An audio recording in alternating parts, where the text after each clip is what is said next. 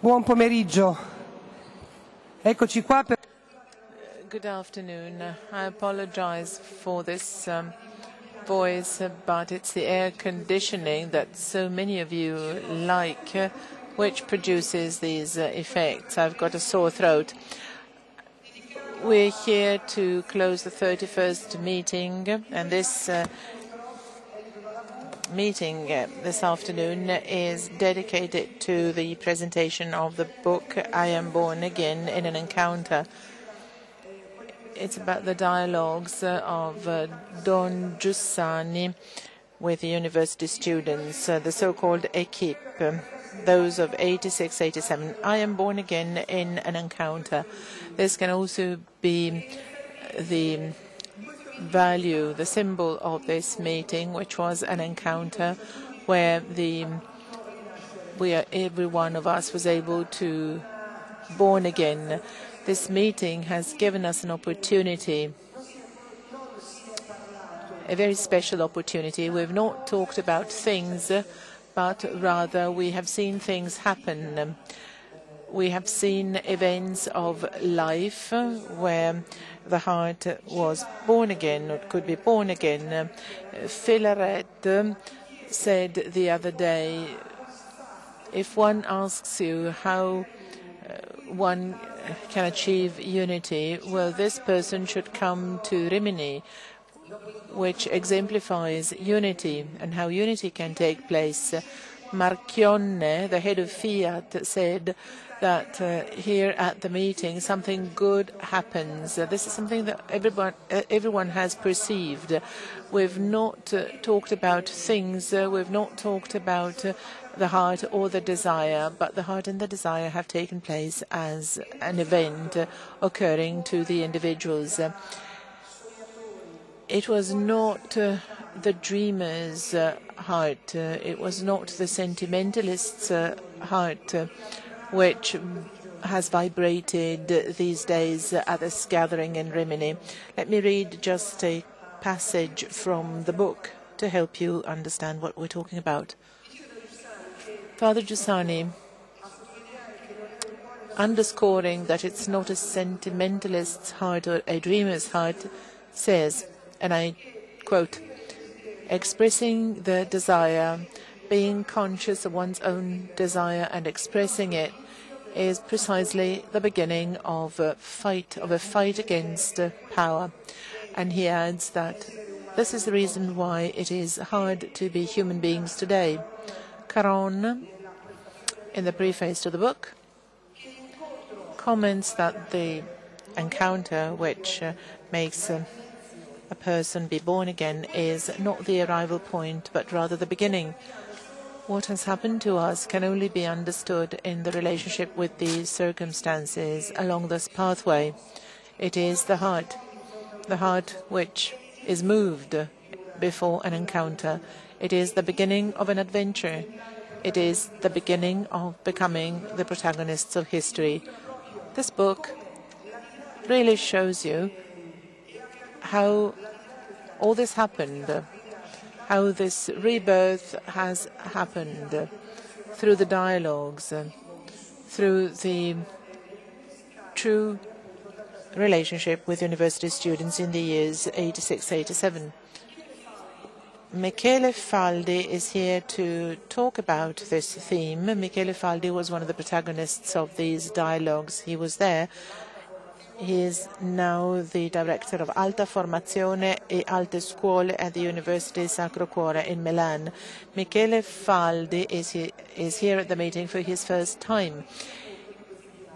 He was one of the protagonists of the dialogues. The other speaker this afternoon is Fabrice Hadjadj. Last year he was here at the meeting. He's a young philosopher. Then we will applaud both of them. Or rather now, we will applaud them.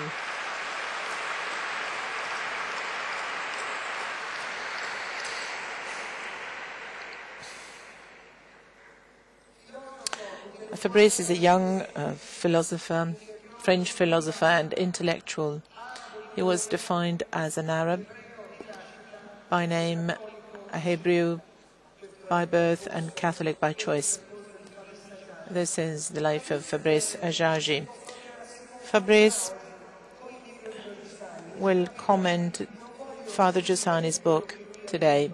He said to me before, I won't repeat what Father Giussani said, but I'll try to make again what he tried to make. Thank you. The floor to you, Fabrice.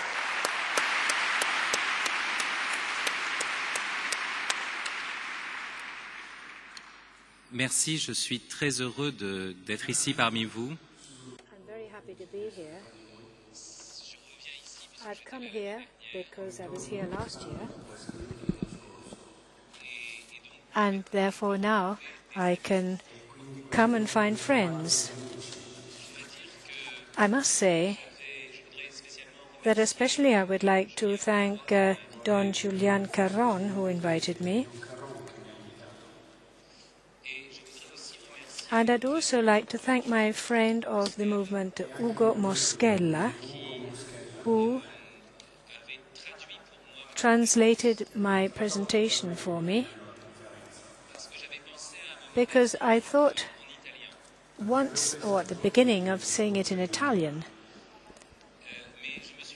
but I realized that that would be a very difficult exercise of ventriloquy, because in this exercise I wouldn't be very sure if I was the ventriloquist or the puppet. And that's why I'd like to read my presentation in French. However, I'm very embarrassed. I have to talk to you about a book which is called I Am Born Again in an Encounter. And this puts me in an extremely difficult situation, because if this title says the truth, if this conference in this meeting is a moment of the meeting, and hence if this conference is an encounter, well then I should speak in such a way that we could be reborn. I should in some way conduct an exercise of resurrection. And that, in fact, at the end of the day, is what we all expect. Why are we here? Why have we come from so far afield in such large numbers? Is it to receive additional information and enlarge our knowledge, for it to become encyclopedic?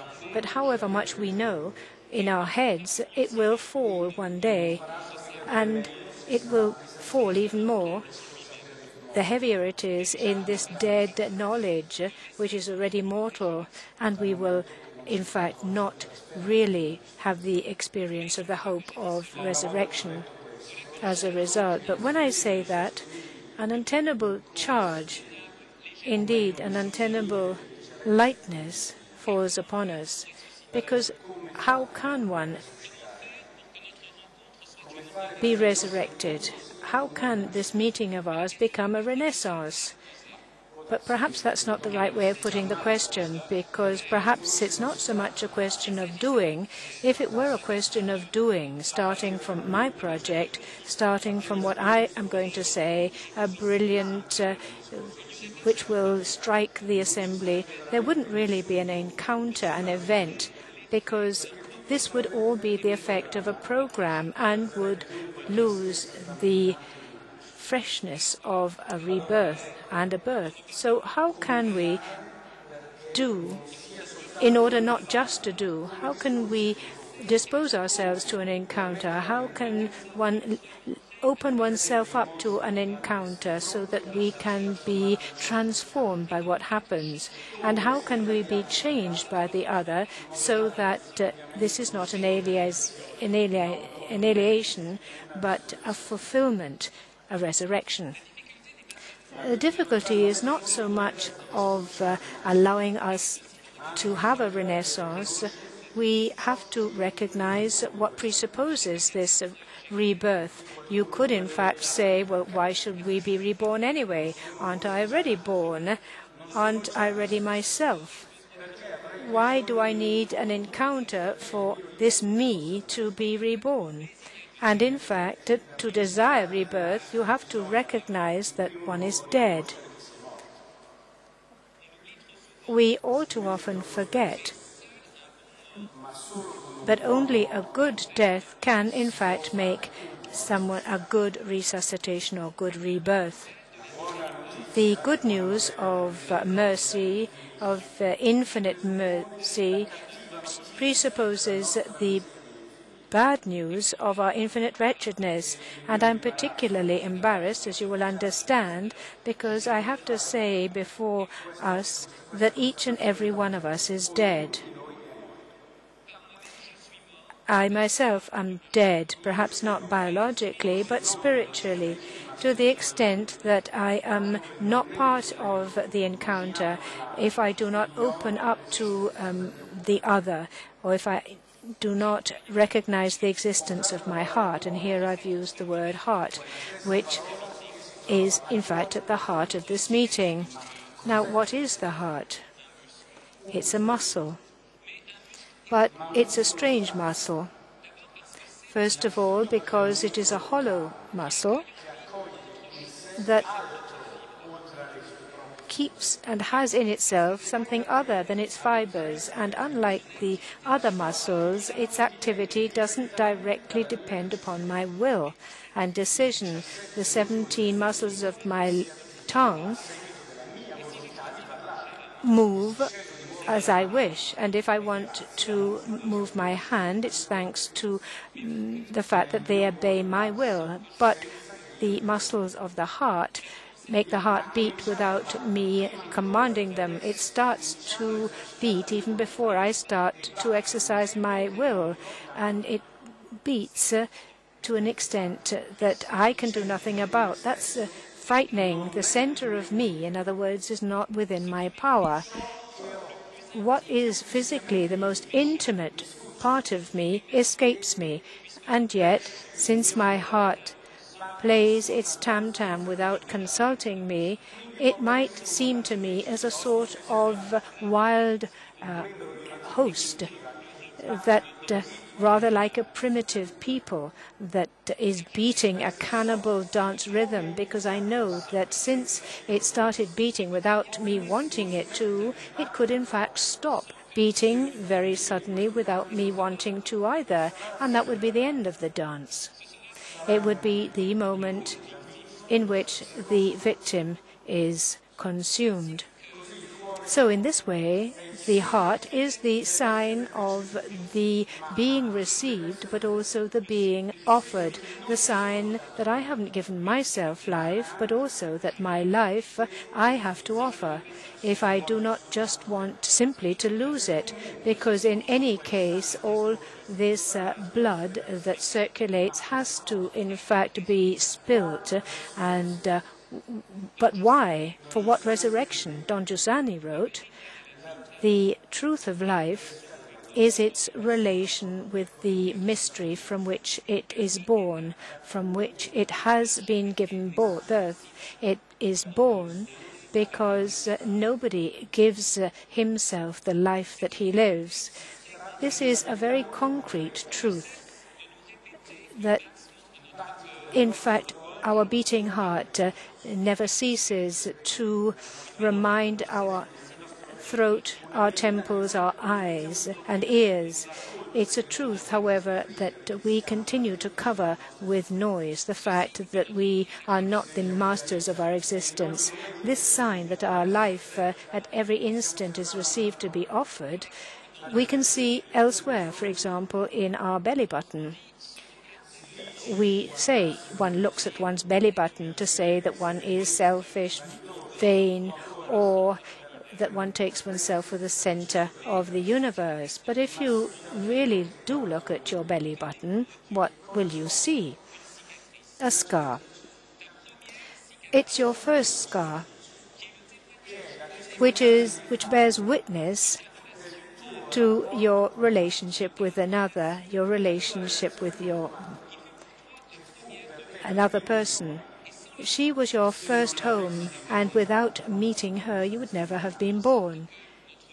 So Our belly button recalls our original dependency on the other. It reminds us that we have not made ourselves, and that in the middle of ourselves we have this wound, this scar, this wound which is the sign of a gift, this wound which calls us to offer ourselves in turn, not to fear wounds, if in our turn it is to give life. Another sign, which is similar to the heart and belly button, which however allows us to go from the bodily to the spiritual, and which is only a sign, but which is a proof that all our person, body and soul, only lives because of and for encounter. This is our word, our spoken word. In fact, just as we say looking at one's belly button, we also say like the sound of one's own voice. But here too,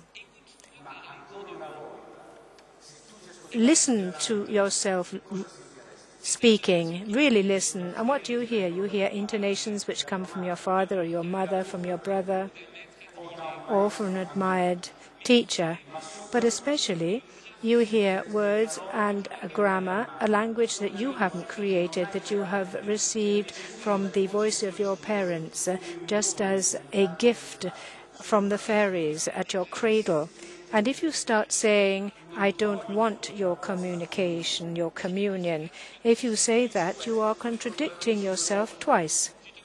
You are contradicting yourself twice because you continue to address others, and you need to address others to affirm your opposition.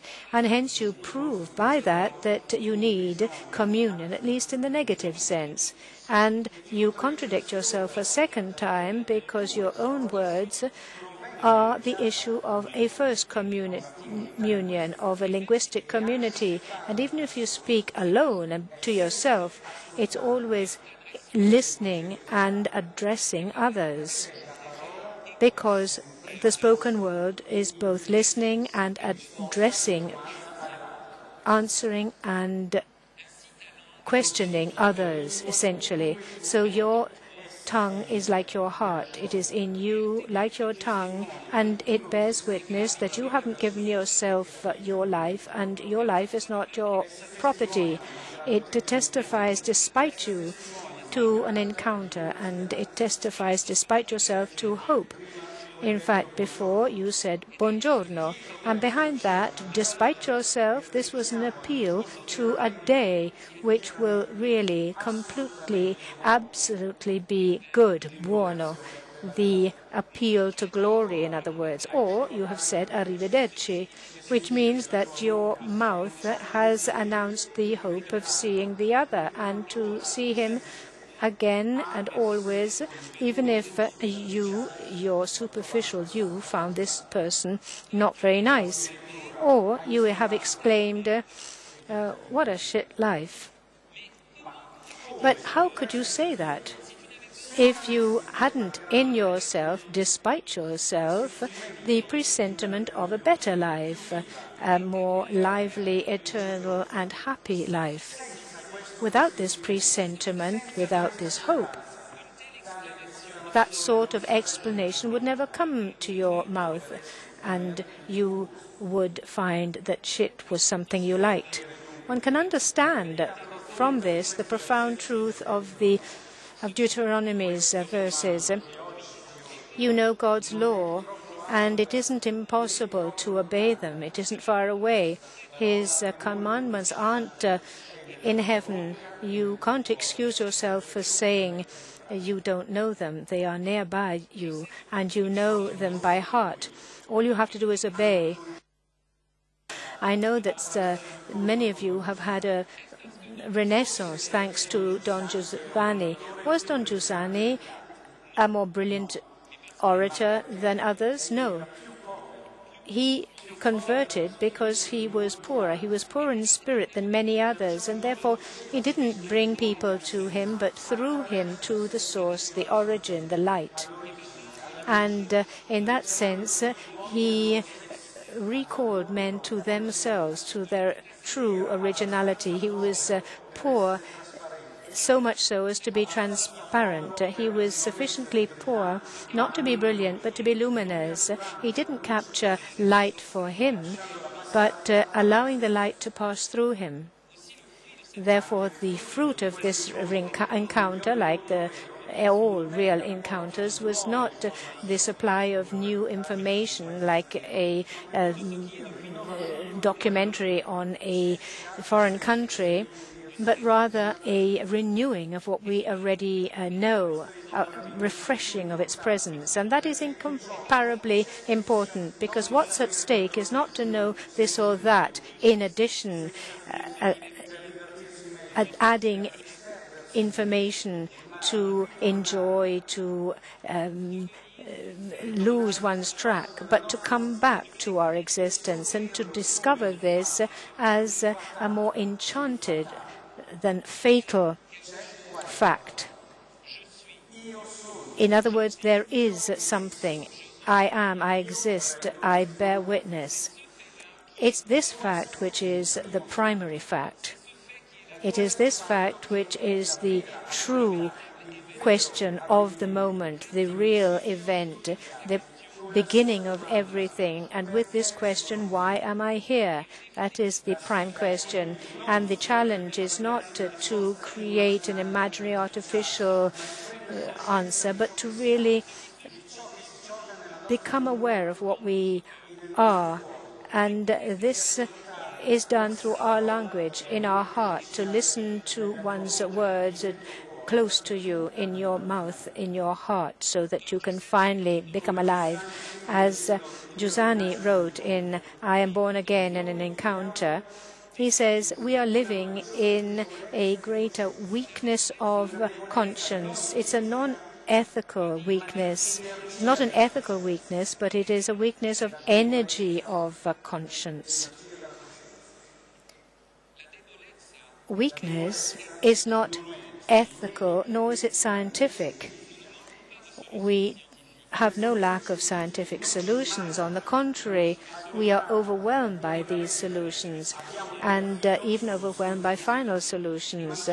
And what we really don't have is not solutions, but we don't have questions, appeals, dramas which engage us and give us not a solution, but a meaning. In other words, not a way of protecting us, but rather a purpose for which to give ourselves.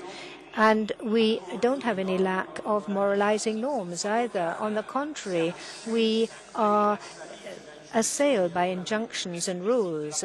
Advertising, for example, commands us to do things. Buy this, take that.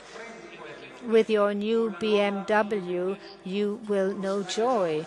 With the Negroni sausage, you will really taste good things. With Ciscali, the road will be open to you. Advertising speaks like the preachers of the Middle Ages. They propose heaven, but it's thanks to a sausage, a washing machine, or a fast-track connection. In other words, the world, to seduce you, becomes a parody of the church. Satan is the monkey of God, St. Jerome said. And that's why the world has to become even more of a moralizer than the church if it is to compete with it. Even if the world says you have to enjoy, it is still in that injunction you must, because its main purpose in ordering you to enjoy immediately, blindly and sadly, I would add, the intention which is behind this order to enjoy is an order of domination and performance, not an order of encounter and communion. And this order is profoundly sad, which hides behind this order to enjoy superficially, rather like when one eats to one's full. This is all intended to stifle desire. Don Giussani said clearly, power, in fact, or the exaltation of lies as an instrument, what does this do? It tends to reduce desire. Power tends to reduce and lower desire.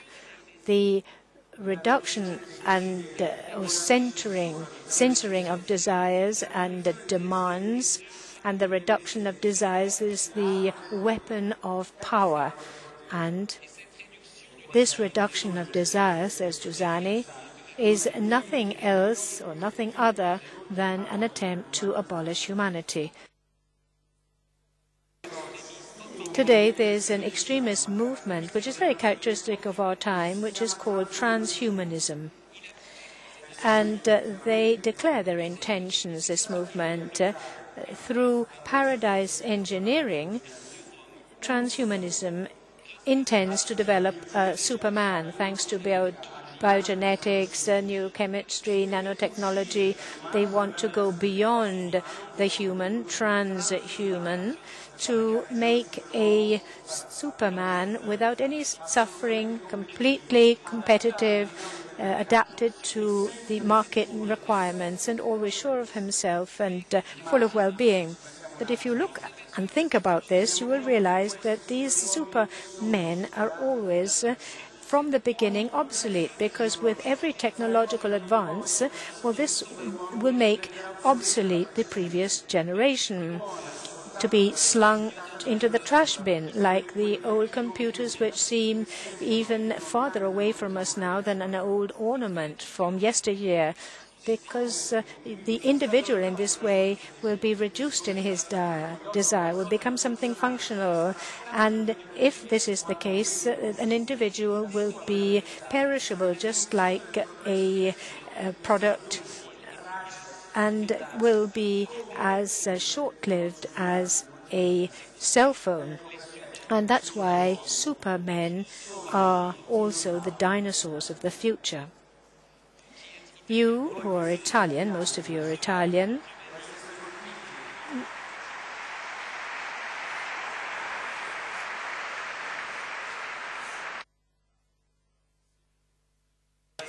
this word transhumanism really shouldn't strike you. And in fact, the first to use this term as a verb, the first to formulate this neologism, it was Dante. You all know this verse in the first canto of the Paradiso, Paradise. Transhumanize cannot be explained by words, but an example is sufficient.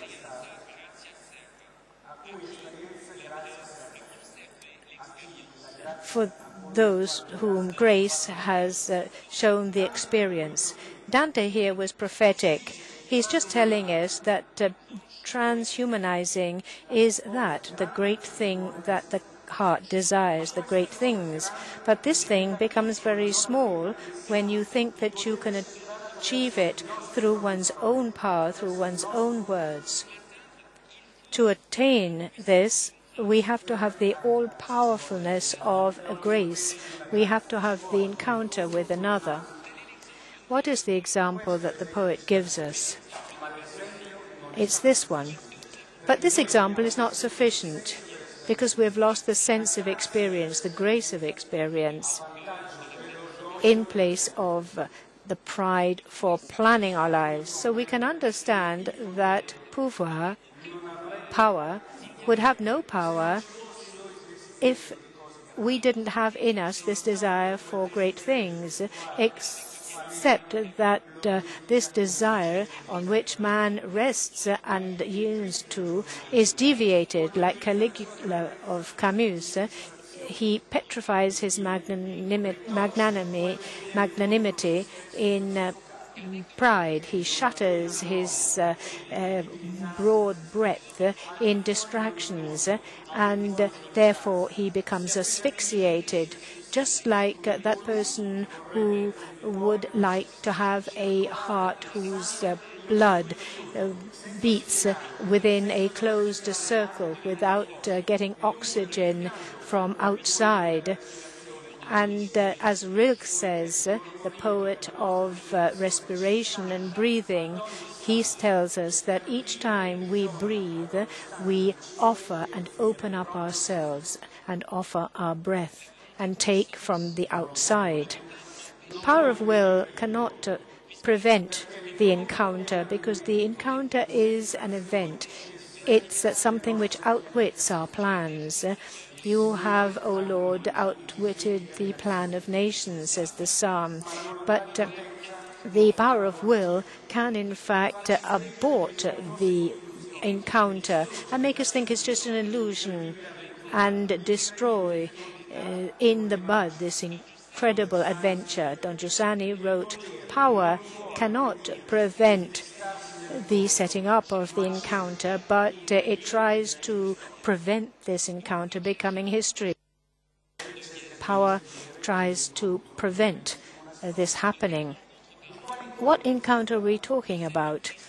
That, of course, with Christ, but also with a landscape, with a Mozart concert, or with a young woman.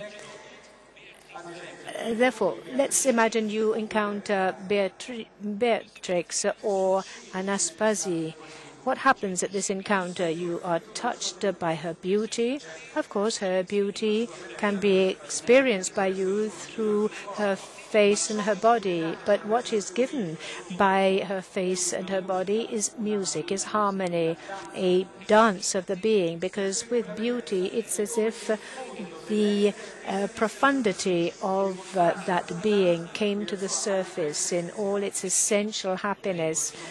And it's then that the power of will whispers to your ear, this music is only an illusion produced by your testosterone.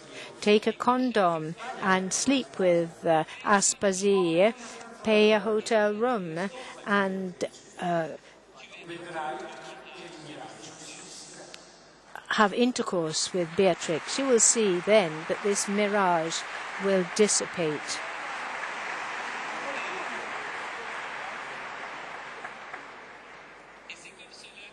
And in that way you rape Beatrix, even if she is consentient, especially if she is willing, you nonetheless rape her, because you have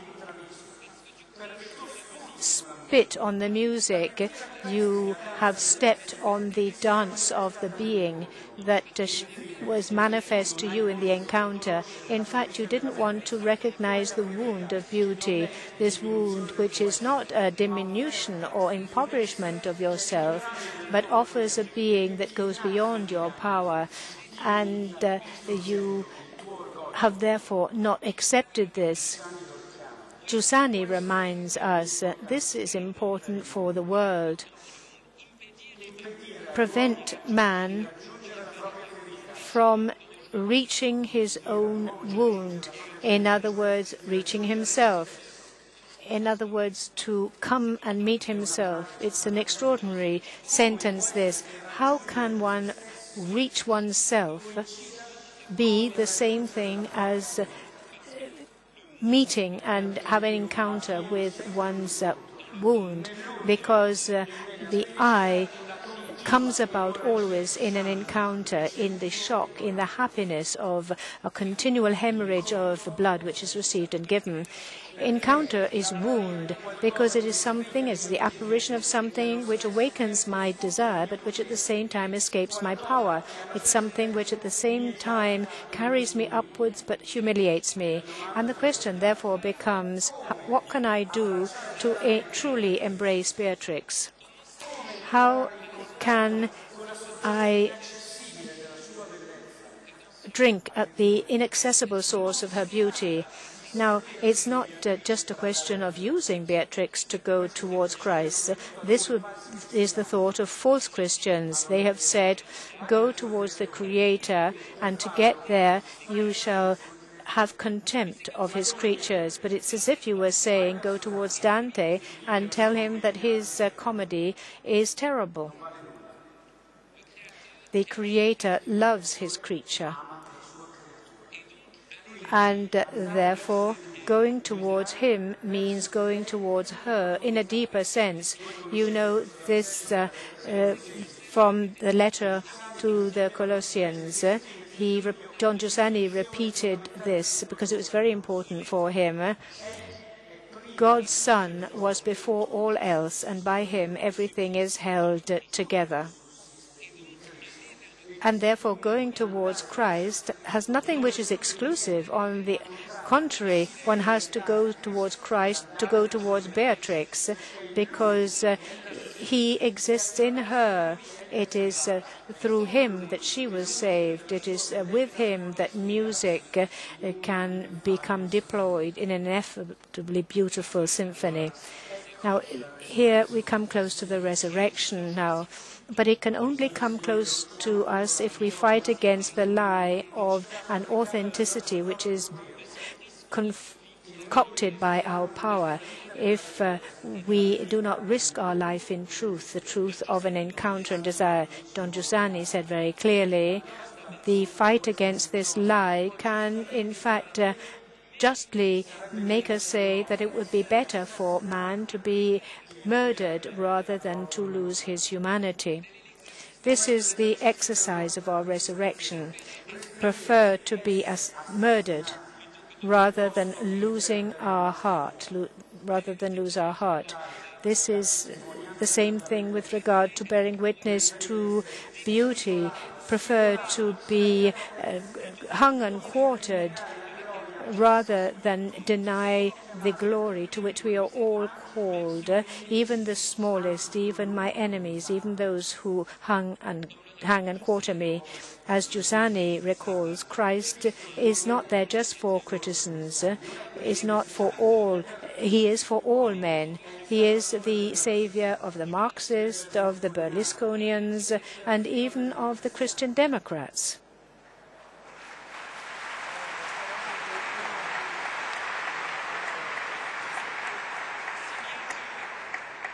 Even if Christianity Christianity is not just for the parish, because it's for everything around us, because everything subsists in him. And indeed, not only this, it is better to be killed rather than to deny our desire. But this has to start for everyone from today. Our work only has sense if it goes along the road of work to be born again, as the poem of Citroën Norwood said, cited by John Paul II and by Don Giussani. So the work of resurrection is not in a great acquisition. It is not to have something more, but rather to be in oneself. It is not to close oneself in oneself, but to accept one's wound and enter into a communion, a greater energy of conscience. That means living lovingly everything that is given to one. That you do not go through life as in a video game, like a ghost without depth, but that you become aware of what it is now, that you become aware of deeply of what is present and what creates presence, so that you can say better than Nietzsche, I am a destiny, because you have answered the call which has called you to live the adventure of your life in depth, not by looking elsewhere, but by listening to the call of the present and listening to what is already in your mouth, in your heart. And this is the heart of the Christian mystery. We have to remember this. God is Trinity. Eternally, the Father generates the Son in the union of the Spirit, so much so that God is at the same time birth and encounter. He is communion of people, and every person, divine person, and sees in himself this infinite encounter. Therefore, offering oneself to God doesn't mean being absorbed like a drop in the ocean. It means going back and discovering one's origins, and hence one's originality, and hence one's own name, one's own face, because God wants us to know him directly. so that none of our faces are lost, but that each of our faces has a divine light. And in that way, we will start to become reborn. We will start to become reborn when we begin to believe that Beatrix Aspasie or Tartemplan, in other words, you or me or your next door neighbor, when we start to believe that each one of us, of them, as Dante says, God appears in their face. Thank you.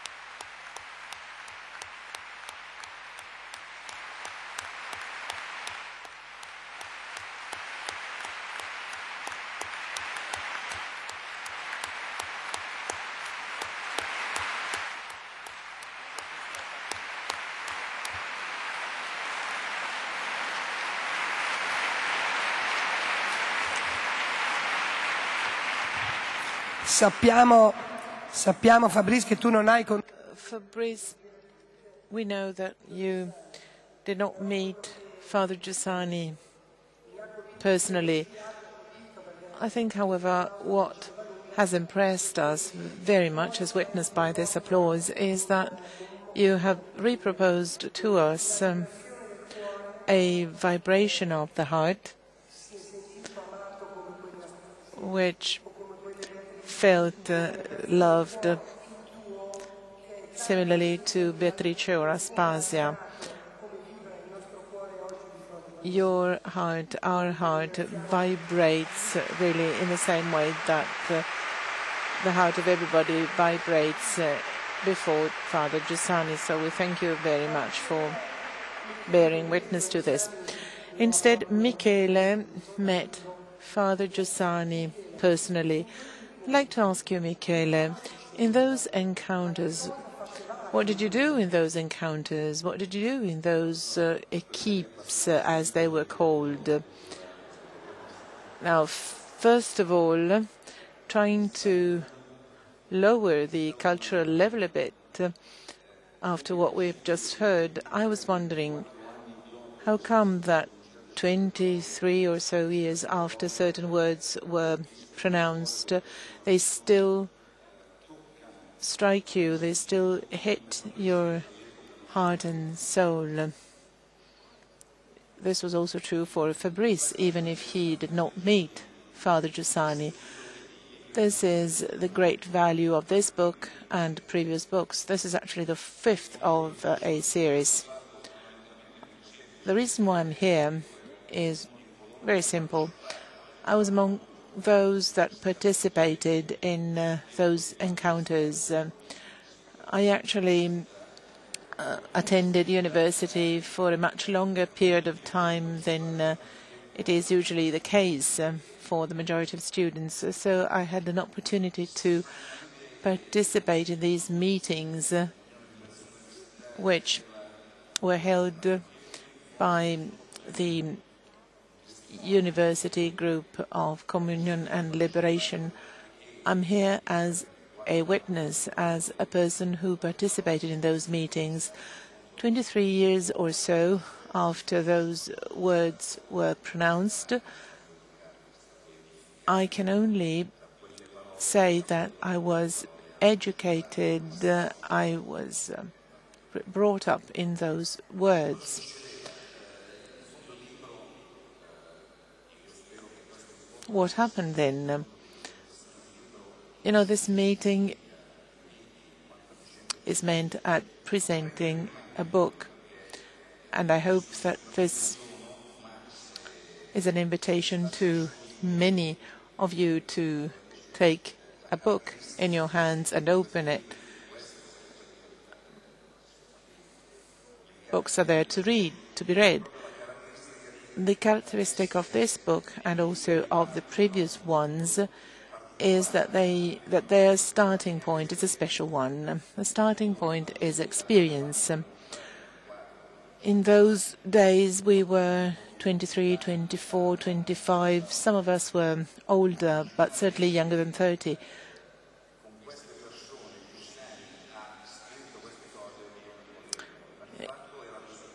You know, it's hard to think that Father Giussani wrote a book with these people, but indeed it is so.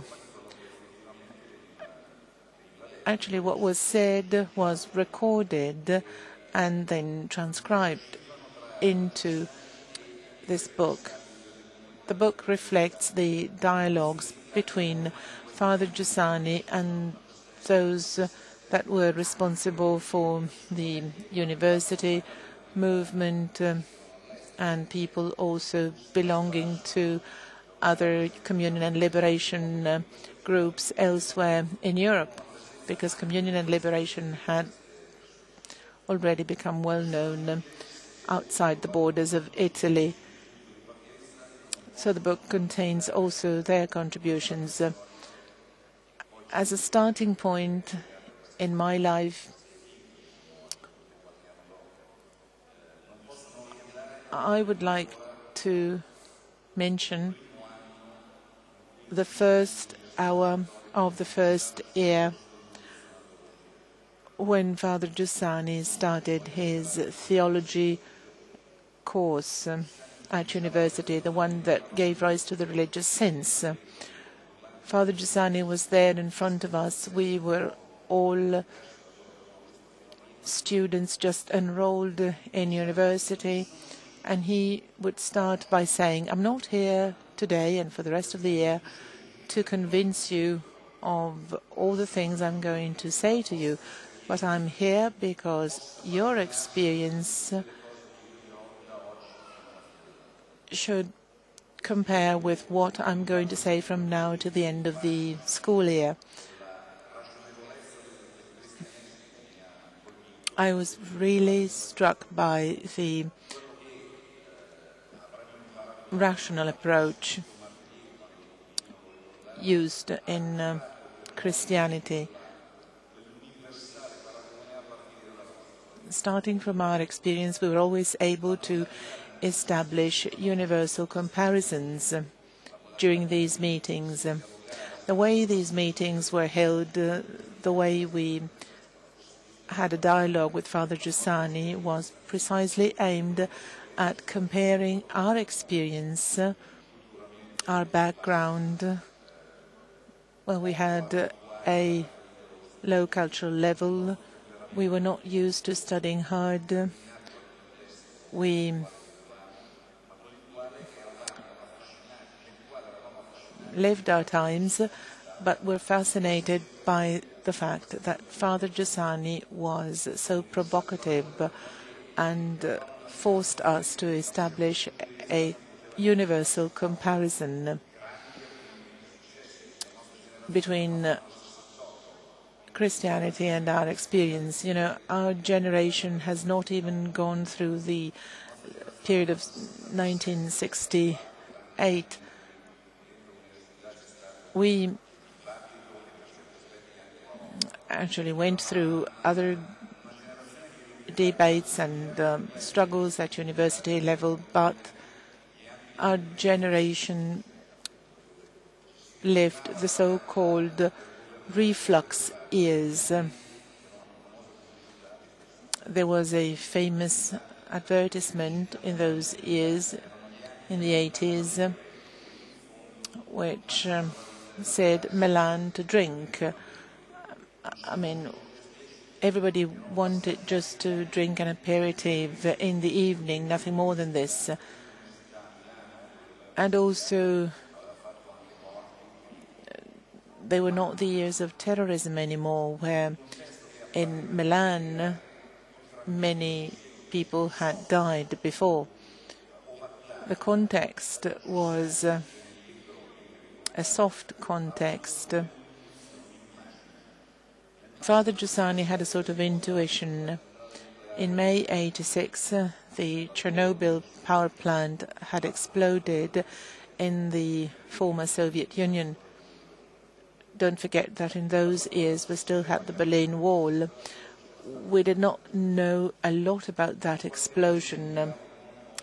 After a few months in a dialogue with us, Father Giussani said, observing us young people attending the university classes, and referred to an important image which is always linked to Chernobyl. Because of nuclear radiation, or following nuclear radiation, human beings apparently look the same, but they are completely destroyed inside.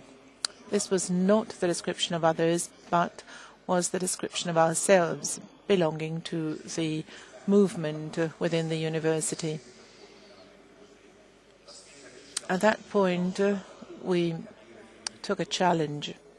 We wanted to really understand this provocation. We wanted to understand why Father Giussani was saying all this of us. In those years, Father Giussani had started traveling Italy and delivering public speeches. This has led to the religious conscience of modern man, which is one of his books, perhaps not the one mostly read, and yet taken from his own experience. He made observations on power, as also Fabrice pointed out, reading the book. So we started looking at ourselves from that standpoint.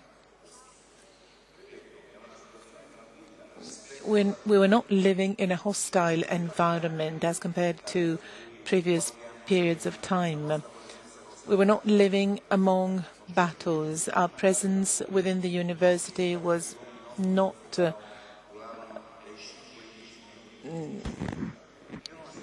did not find any resistance. We were in a soft context, if you like, and the risk was, as Father Giussani said, to really fall asleep.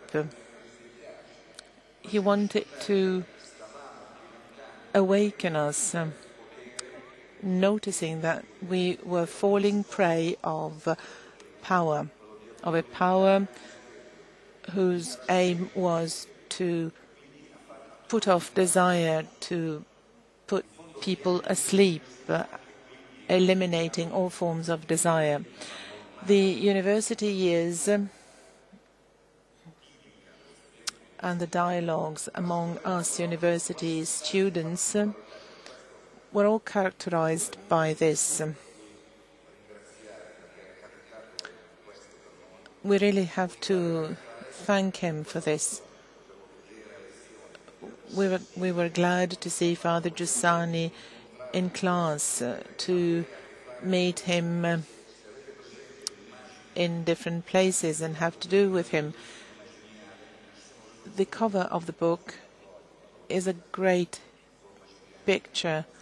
I only realized this today when I was at the exhibition. If you look at that picture, you're really impressed by his gaze. He's talking to someone. We don't know why. We don't know who.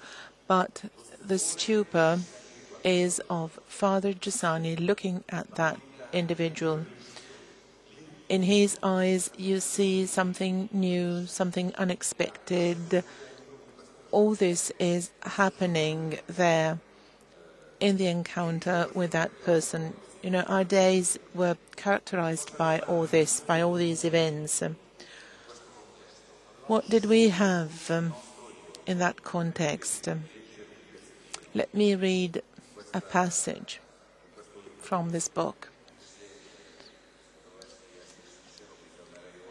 And to be honest, I could quote passages for hours and hours.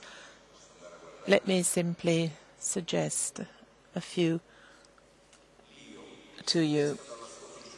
The I wakes up from its prison, from its grave.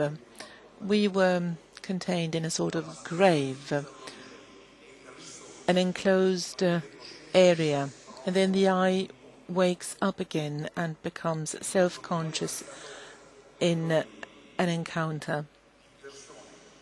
The encounter was with people close to Father Giussani or with himself. Well, in those days, I was responsible for the Cattolica University community. I often saw people, strange people, extreme people, who he would meet and send to us and refer to us. He would send all these people to us because he was so struck by the humanity in the others that this became an event, and he would refer these people to us for friendship, so that we could become friends. After all, you know, the years at university, in the cloisters of the Cattolica University, but also in the hotels of a mountain valley, Valpatia, those years were like the 4 steps of Berche when everything started. The 4 steps of Berche were the meetings inside the university and the possibility of making friends with each other. The most impressive thing to us was that he left us entirely free. If you think that these dialogues, these texts a construction, are wrong. Those who think that they are a construction, something which is not really, something which does not really come from us, are wrong. We were not inspired by a guru. Father Giussani would not give us a guidance. Through these dialogues, he himself was able to learn from us. He wanted to compare our experience with his and his experience with what was happening in reality. His heart would compare his experience with reality, and by so doing he bore witness of all these activities. There's another great passage. At Easter, we saw the famous Icarus by Matisse. You know, to us, Icarus up to that point was a cat of the aristocrats. This was our cultural level. At some point during that dialogue, he said, we are guilty because we continue opening up the human issues, the container of the human issues. We could be just 10 or 12, but when you see someone who has problems, then you'll grasp what friendship is, because all the rest is nothing. It was really fascinating to have to do with a person who would deal with you in this way. He had no problems in terms of organizing, and he would pay special attention to your heart.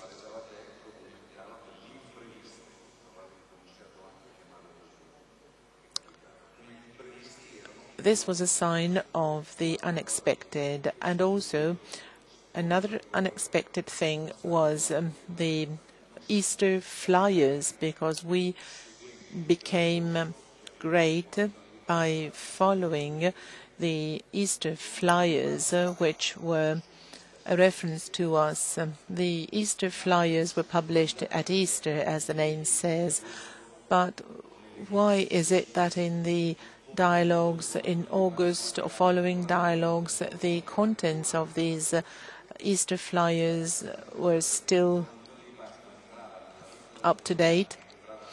You know, the Easter flyer would have so relevant contents for the lives of all of us that they became a school for us, something from which we learned, we continued learning. So in 87, for example, when he started his reflections on power, we still made a reference to the famous flyer with the sentence by Wielorecki, a Polish dissident. I don't know what happened to this man, but the attempt of Father Giussani was really to understand the truth of this person who met the community of Genoa. The Eastern flyer would be a characteristic of the whole year. Its contents would be reviewed throughout the year.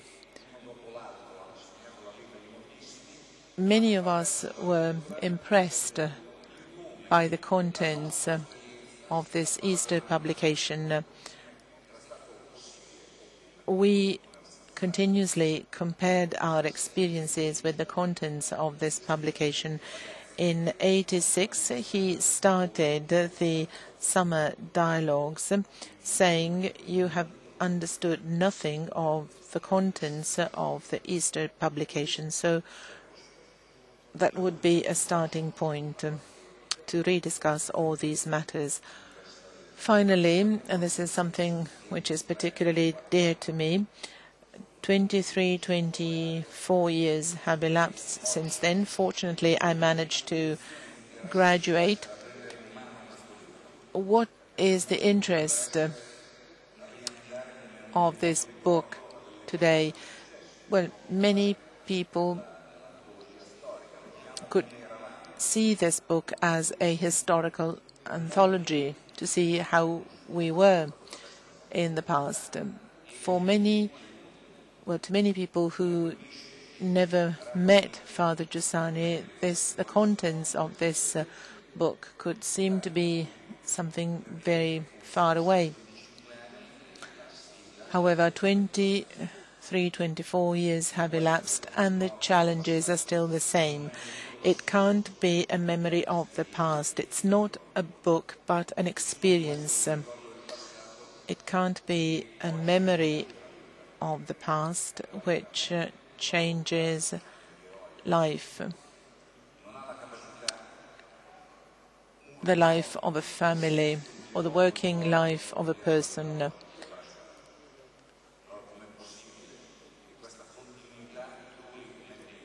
How does this continuity last over time? There's a short passage where Father Giussani says the following. At some point, talking about mutual friendship and company, he says, if you're part of this company, if you live the same history of the others from the same company, people lose contact with the movement if they're not in this group, if they're not in the company of the others, because in the communion and liberation dialogues, the movement made its most important reflections and went on. This is true for great intellectuals or priests. If you're part of a company, you're part of a group, if you're part of its history. I recently found something by an author who is quoted by Father Giussani, also in this book, Pasolini, who in a poem, In the Shape of a Rose, says the blood of Christ turned into wax into dust. Dust omisses, not a word, not an accent, not a gaze. Oh, sweet religion, so often betrayed in man, where you have dried out, folly is born. It's a description of devastation in man. The eyes won't look. The face would become white and full of spots. The eye suffers of anesthetic erection and feels unhappy love for itself. And Pasolini then says, where Christianity is not born again, it becomes rotten. Now, to conclude, we can't read this without being nostalgic or theoretical. The method described here, I hope, has to continue as a method today. The contents of this book must be experimented today as well. The word contemporary is particularly dear to us. We hope that this event is contemporary. The encounter which generates an eye should occur on a continuous basis to generate another eye, so that the charism of the movement continues. We have to become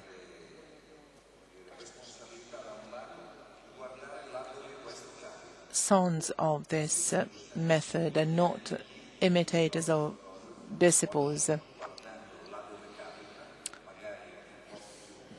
Looking at places where you happen to look at, perhaps South America, the same can happen again, as witnessed by the meeting. This is happening throughout the world. Just look at where this happens, because if the contemporaneity of Christ does not happen, it's just the tale of someone who lived many years ago and who tells us certain things with nostalgia. The then Cardinal Ratzinger in 1990 wrote in the preface to an early ironical and significant attempt to collect some texts of Father Giussani to the university team, said, Christianity is not a theory, it's not a moralism, it's not a ritualism, but an event, the encounter with the presence. Father Giussani defines practical atheism, what we normally call laity, with an expression taken from Cornelio Fabro. If he exists, God does not have to do with this. Instead, Father Giussani says God exists and has to do with this. Ratzinger says, having said this, we've said all. Ratzinger invited as many people as possible to read this book, and this is also my invitation. From it, he said, you can understand not only who Father Giussani is and what communion and liberation is, but you can also learn again what the core of the faith is. Thank you.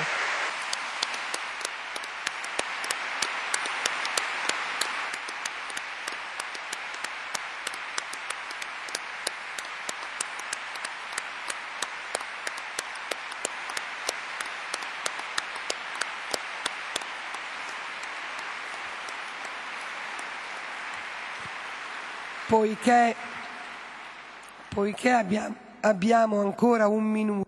We still have 1 minute. I'd just like to add the following. I too, at the time of Don Giuseppe's speeches on power, was very struck by the fact that he went around Italy talking about this at a very moment when Michele said, when terrible things weren't going on, he went round Italy talking about this question of power. Today, perhaps, I understand more where the whole issue lies. I understand more why he was doing this then and what he wanted to sow inside us. Especially, I understand this. And I'd like to propose this, reading to you just a few last words. Don Giussani said, presence in the environment, the rest is worth nothing if it's not functional and if it doesn't generate this. The world, civil society, all parties, and all representatives of the official church all hate this presence. They allow us to think what we want, and this is reducing our relationship with Christ to a private issue. But as man is made of a body, this body needs to gesticulate and have a church within which to gesticulate. But that Christ was made presence by the presence of a man who belongs to a particular environment, and because he has the knowledge of being part of a community, he is determined and thrust in different ways, and this is something which is intolerable for power. And things haven't changed. The whole issue hasn't changed even today. It's just as it was then. It would be much easier, and many people would like it very much if we were satisfied by ritual and by formal rhetoric and so on. I think this is sufficient for some, but the very presence that people demand, the presence, this is something which is a thorn in the side to many, and that's why we continue to do the meetings. The next meeting will be from the 21st to the 27th of August, and the title will be "The Presence Will Become an Immense Evidence."